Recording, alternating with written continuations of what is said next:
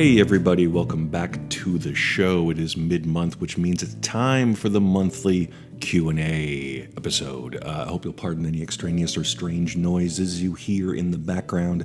I've got a fridge which is acting kind of crazy, drip, drip, drip. We've got monsoon season, so you've got weather rolling in off the bay. Sudden rains might happen. Also, it seems to be grass cutting time, so the people tending the grounds around my bungalow might start whirring and buzzing and cutting, and that's okay as long as we focus on the task at hand, which is answering your questions, answering listener questions. A most compelling mystery indeed. This is the thing. You guys have been flooding me with questions. I've got a year's worth. That's great. Super happy about that. Keep them coming because I will not necessarily answer them in order. I will answer them according to ranking of interest on my end. That's the thing. It's my podcast. So I want to answer the questions that, inspire me to tell you a good little 10-minute ditty. And this one that came in from Trent via my website and email, this one caught my attention a couple of days ago. So here is the question. Brooke, for your Q&A, what is the question I should ask you, as well as the answer? Does that sound strange? Well, I think most of us have hidden gems we never share because no one ever asks us the right questions. In the film I, Robot, Will Smith, shot in Vancouver, there's a great line repeated often. I'm sorry, but my responses are limited. You must ask the right questions. As an attempting author, I'd love to hear about the hows, and as a man who was protected and harmed with both morality and the freedom from thereof, I'd love to hear your thoughts on how to escape both. As a man who is called nice by everyone and lover by no one, I have 1,000 wonders at the least, but what would you most like to answer something no one has asked? Oh, Trent, thank you for this. That's so kind. That is a gift, an unexpected treasure. So I am going to answer your question, which is to figure out what question I haven't been asked and then answer it. And obviously by the title of this podcast and the piece of art to promote it, you guys already know the question, but let's get into that. The fact that I've been asked everything else. Friends have asked me about sex. Are you straight? Are you gay? Are you bi? What have you done? What's on your porn list, your bucket list? Have you done it all? What's left? How many people? Blah, blah, blah.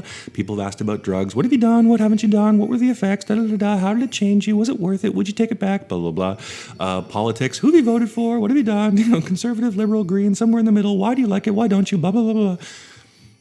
But nobody, at least not since childhood, since the days of, tree houses and clubhouses and, watching horror movies on the weekends and then, having deep conversations, at least for kids, over like oatmeal chocolate chip cookies and milk afterwards. No one in my adult life has asked me what I feel to be the most important question of all, which is, what do you think happens to us when we die? Now, of course, I don't know. None of us can know. That is the conundrum, the enigma, the quandary of being alive. We cannot know death. We can only guess, and no one can say that they know. But you're asking a question of opinion based upon limited experience and perception. And that, my friends, I can provide an answer for. Now, it ties to two events first before I give you my feelings, my instincts, my definition of what I think the afterlife experience may well be. Now, the first of these experiences that I had in my early 20s, I actually outlined in quite great detail in the second episode of this podcast of Endings and Enlightenment. If you want to go give that one a listen, I'm extremely proud of it, and it still touches me deeply considering this is close to the anniversary of my best friend's passing to cancer back in 2008. So that's 11 years on now. And I actually recently posted a podcast called Dreams of Revenge that was related to that incident. But my history with my dear friend Joanne, we had a moment, and it was completely sober, completely lucid after seeing a film where ideas were inspired. And as we were talking, I had what I didn't know at the time was considered to be one of these, but I had what was called kind of like an epiphany experience, one where you transcend the limits of space and time. You become timeless and spaceless. You become aware of all points in time and all points in space simultaneously. You essentially, for lack of a better term, get a God's POV of reality. And we both experienced it without knowing it until we shared our experience afterwards, and it was life-changing. And to have that awareness of all things, even if it was imagined, even if it was some trick of the brain or brain chemistry at the time, to have that feeling also provided a certain level of omniscience, at least from my personal and limited childish perspective. I felt like I understood how everything worked, that to be able to see all things at once and all moments in time at once, from the beginning of the universe to the end and every point in between, death seemed pretty pedestrian in perspective in relation to it all. Now, that was experience number one. Now I'm going to tie it to experience number two, which was several years later. I'm with a long-term girlfriend, and we're over having a romantic vacation for a few days on one of the Gulf Islands off of the coast of Vancouver, British Columbia, Salt Spring Island. And we're in this little cabin, and we've been there for a couple of days. And she, of course, brought a big bag of weed. And I, of course, could not say no and had to indulge in said weed. Now, as some of you well know, Vancouver weed has a reputation for being some of the strongest in the world. It's won the Cannabis Cup smoke-off in Amsterdam, God, countless years in a row for the strength of the strains, and this stuff was no different. And I remember after smoking it, we were having a talk about something. It wasn't necessarily deep. I think if I remember correctly, we were talking about how Courtney Love most likely assisted in the death of Kurt Cobain. That's a story for another day, don't you think? What happened after I smoked that stuff about 15 or 20 minutes in, and some of you know this kind of psychoactive effect if you've smoked really strong marijuana before, the world gets a bit fluid and a bit overwhelming. All the stimuli, the colors, the sounds, the depth of things, the texture of the air on your skin, of your clothes, all of your senses, taste, smell, sight, touch, sound, all of them get so heightened and so overwhelming in their intensity that it can start to trigger a pretty heavy trip. And I went from 0 to 1,000 in a heartbeat. And suddenly, all of that stimuli kind of conspired to overwhelm my senses, and the world became blindingly bright and loud. And I closed my eyes in fear. My heart was pounding, and I couldn't get words out, and I closed my eyes. And all I could see, all I could feel, all I was experiencing in every direction was this screaming, wailing, blinding, infinite wall of whiteness. That's the only way I can describe it. In every direction, infinitely far, high, low, left, right, with full depth. I was just lost in a universe of screaming white, like a chorus of a billion angels trying to scream all things into existence. It was like I was given a peek at. I was privy to the creation, the core creative stuff of reality underpinning all of this, underneath all of this, all these forms that we see, all the things that we see and smell and hear and touch and whatever.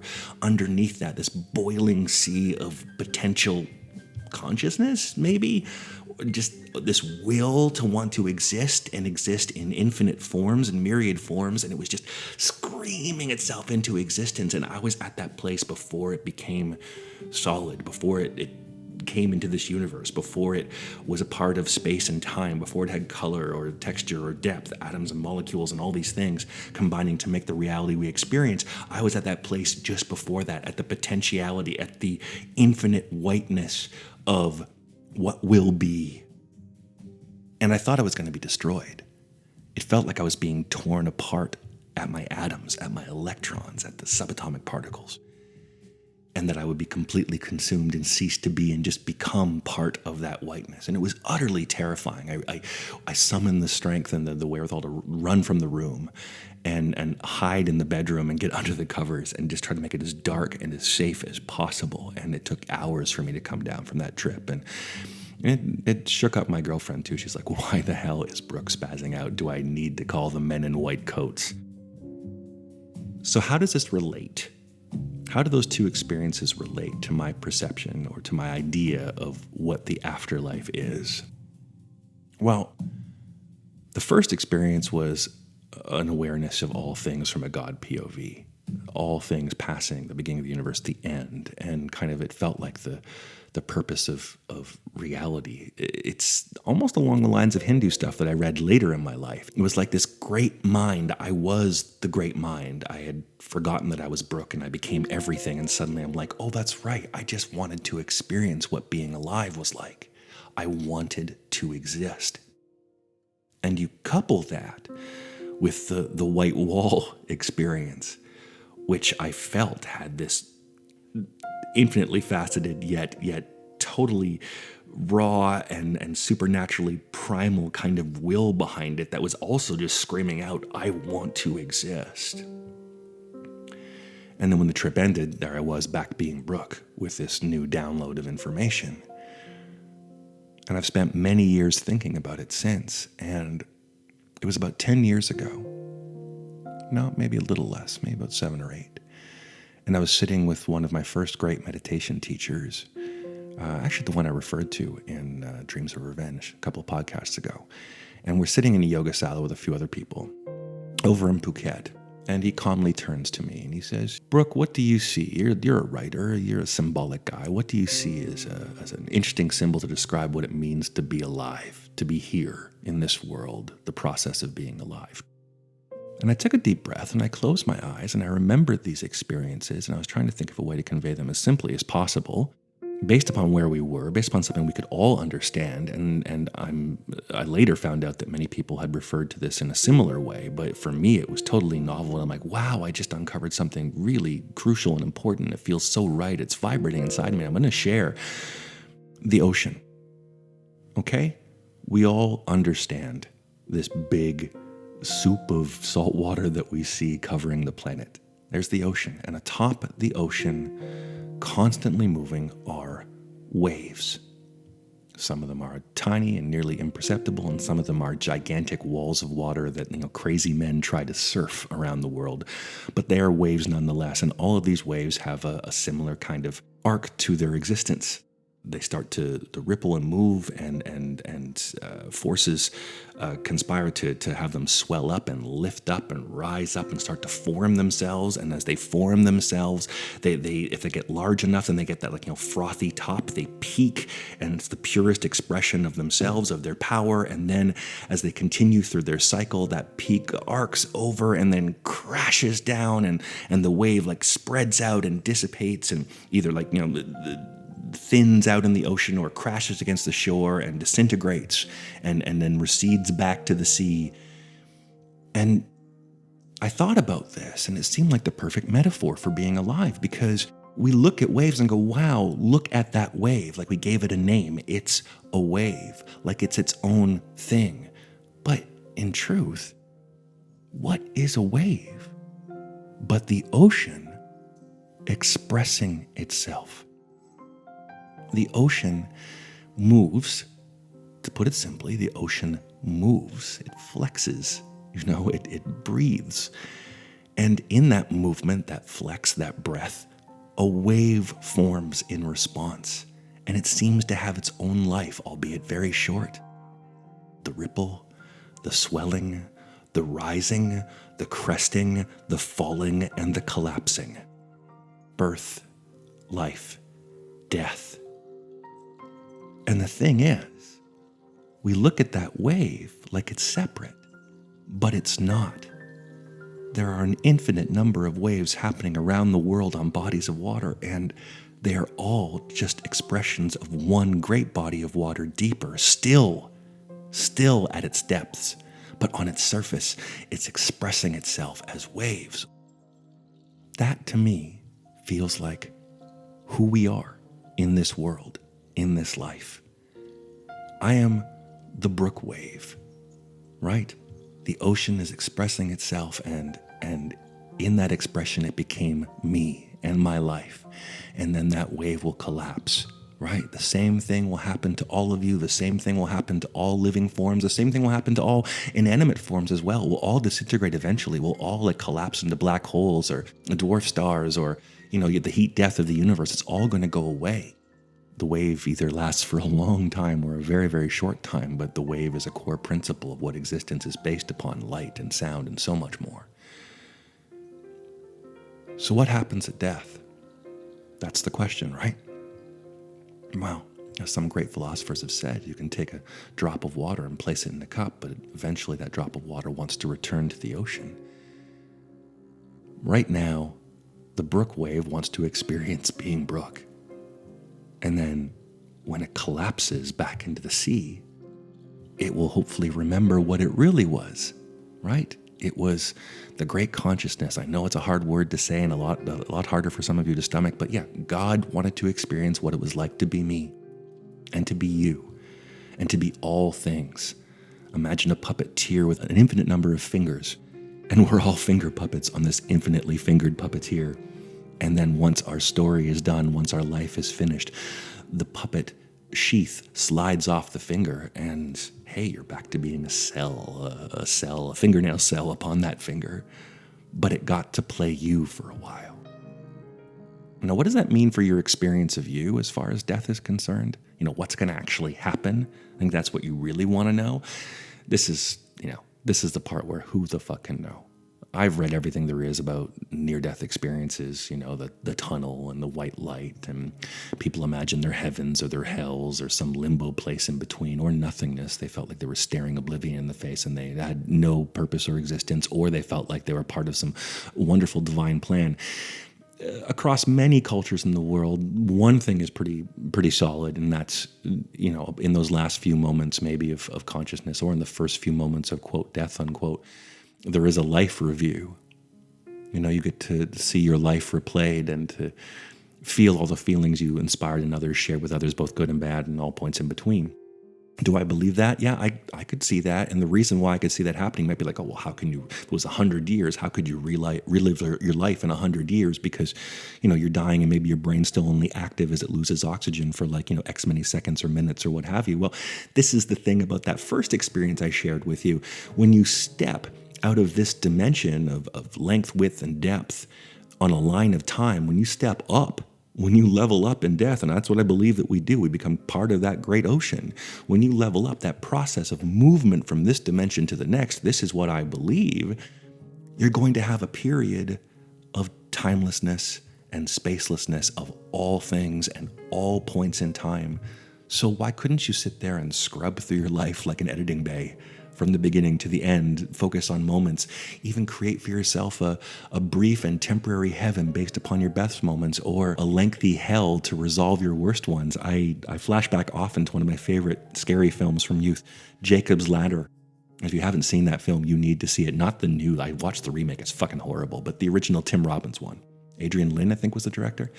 Man, oh man, was that something. I'm not going to spoil it for you, but there was that great line from it that basically says, when you're on your deathbed, when you're faced with death, with dying, with the loss of yourself, it feels like you're surrounded by demons trying to tear your soul apart and tear your life apart for all the guilt and everything else that you feel. But when you finally reach a point of acceptance and forgiveness and love, then those demons become angels, ushering you into the next world or to heaven, whatever you want to call it. Do I believe that's what happens? Well, I know that I've had some pretty intense psychedelic trips that felt out of this world and out of time, and I grappled with those things, heavy demons and the hard trips, and the angelic celestial experience of feeling universal love on the good trips. But then what? Is the bardo right? Do we travel in that realm and have all these temptations to stay in a heaven or to be trapped in a hell, or to cling to ideas of who we were, to be a ghost in our own life because you're so addicted to being yourself? I'm so clinging to being Brooke that I don't want to let go of it, so I create this pocket reality where I can be myself for as long as I can possibly fucking stand it. I don't know, because in that belief, especially in Tibetan Buddhism, in that belief, you have your X many days, which might feel like years or lifetimes of jumping through the bardo of good experiences, of bad experiences, of novel and strange experiences, until finally you can't stand it anymore and you want to be alive again. And you come back to Earth and you're drawn towards copulating couples on the verge of orgasm, and you pick one, and your pick is based to the karma that's tied to your past deeds. So you can pick a good life to come up or a bad life to come up, or whatever life that's going to help you resolve the lessons you need to learn. That's an interesting idea. Feels a little bit cerebral to me. I think that All I know in my bones, whatever these bones may be, and in my heart, whatever this heart means, is that when I shuffle off this mortal coil, Brooke Burgess is done. I can worry about legacy now as I approach 50, but really, it's, as I've said before, it's just writing your name in the sand with the great tide sweeping in. None of this will matter at the end of time. So I can't cling to being me. And you're like, but does that mean I don't exist? Does that mean I don't matter? And I used to wrestle with that. But I feel like at the end of this life, I'll remember my true self again. I am timeless. I am spaceless. I am beyond all things. I am all things, as are you. And when you get to pull the veil back and remember that and experience it in its infinite and bountiful joy, this will just feel the life that you lived like a pleasant and distant dream. Merrily, merrily, merrily, merrily, life was but a dream. So yes, Trent, thank you for that question so much. And listeners, thank you for taking the time to listen. And I hope at the very least it inspires some discussion and debate. Feel free to drop me a line or just, debate it on Facebook or Twitter or any of the podcast services in the comments section. And again, I'd love to hear your questions too. But for now, that's it for this month's Q&A. And in 2 weeks, please come back for a spooky true Halloween story. That's right, kiddies. I'll see you soon.